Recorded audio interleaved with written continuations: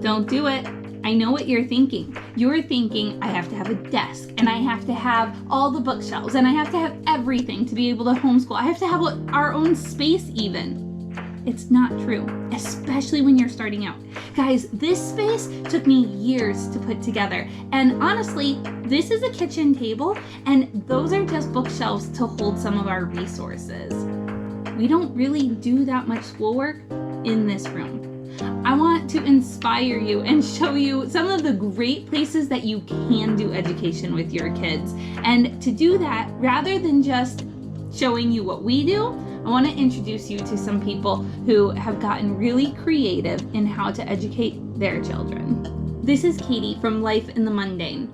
She often has to take all of her kids with her to appointments or activities and has figured out how to do school on the road. This is called car schooling, and she has a great video about this. If car schooling is something that you think might actually be really practical for your family, this is going to be a video you're going to want to check out. This is Erin, known as the Eclectic Homeschooler, and her kids go out for nature schooling. They do this with a group called Wild and Free, and they get together and talk about lichen and barnacles and all kinds of things that even make a nature not enthusiast like myself kind of excited to get my kids out in nature more often.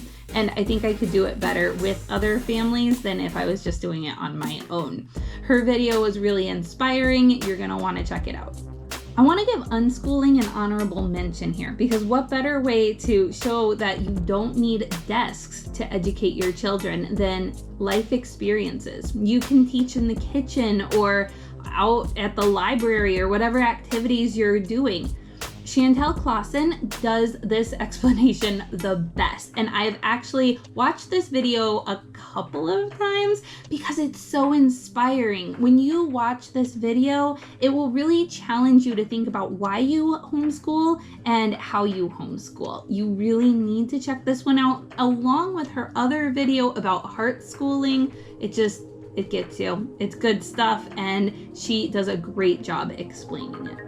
Okay, have you heard about world schooling? Because it's like the ultimate dreamy goal of a homeschool mom, to be able to take your family and teach them history in person, to teach them about another culture and language and money and all the math that you can even do in that.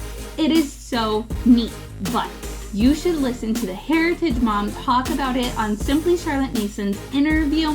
She does such a great job. They save up for a while and then they go for like 3 months, sometimes not as long, and they take their kids to another country, and you have to hear her talk about it. Practically though, not all of us can world school, and some of these might be really daunting thoughts if you're just starting off with homeschooling. So let's bring it in a little closer.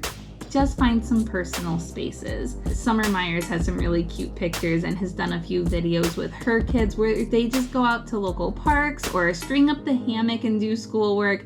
And this is just something that we can do. Let them find their own comfy spot on the couch or in their bedroom or wherever that might be for them to be able to cuddle up and read. I think this is a really good thing that we sometimes overlook. I like to switch things up by taking my kids out to a local coffee shop once a month. And in this video, you can see how we do that and some of the curriculums that we used over the last year. Look, you don't have to have the perfect space. You just have to figure out the best way that education will work for your family.